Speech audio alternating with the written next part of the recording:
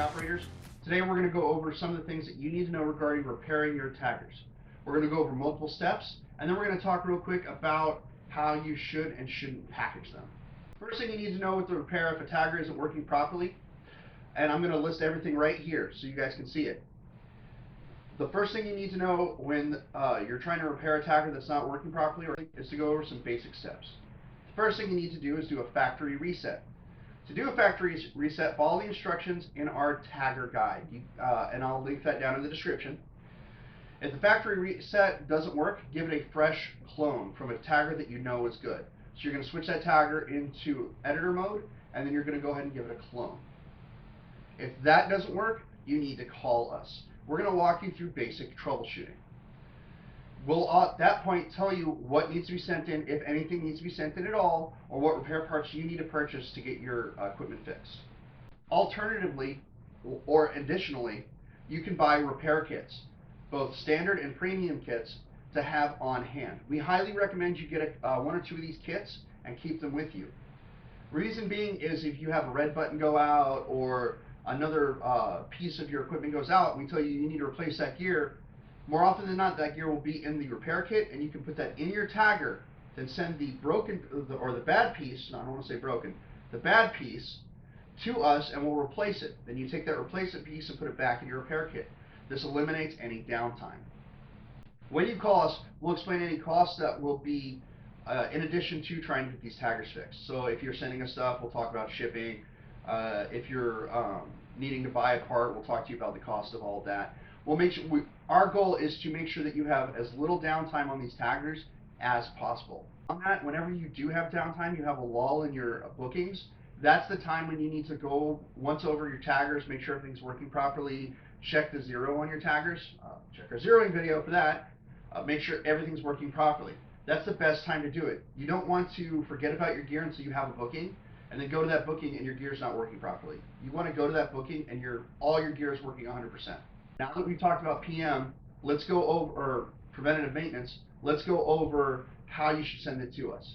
When you send it to us, please pack it as if you would like to receive it as best as you can. If you're sending us electronic components, please send those components in an anti-static bag. You can generally get these at Walmart and most electronics stores. They're not typically very expensive, but you want to send them in an anti-static bag. Just don't wrap it in everyday bubble wrap, because static electricity could damage the internal components. But again, pack the taggers and send them to us as you'd like them to receive. 99.9% of the time, unless the shipping service has completely destroyed the box, we're going to send it back to you, back in that same shipping material. So when you send it to us and you pack it well, you're going to get it packed back well. If you send it back to us packed poorly, we're going to pack it to the best of our ability. If we have to use our own materials, there might be a fee associated with that, and we try to avoid that at all costs. So make sure that you're packing these well. Some stuff that you should avoid packing with some stuff that you should avoid packing with when possible. Please don't use packing peanuts. They create a lot of electrostatic, and they're very dangerous. Not to mention they get all over the place. Please don't send it in your old laundry, bed rolls, towels, stuff like that. That stuff can contain moisture in it. So if the box does get wet, that clothing and everything could suck in that moisture, and now your taggers are just sitting in a moist, damp environment, which could also damage them further. Lastly, whatever service you decide to use, be it USPS, FedEx, UPS, DHL, wow, couldn't get it out, DHL, talk to that service or that delivery service about sending the package with a return receipt or a return label. If you do that, that could save you cost on the back end, and it will also expedite us getting the repair back to you. So again, just to go over the broad strokes of what we went over today. Before you send it in, troubleshoot it. If you're having trouble troubleshooting it, call us.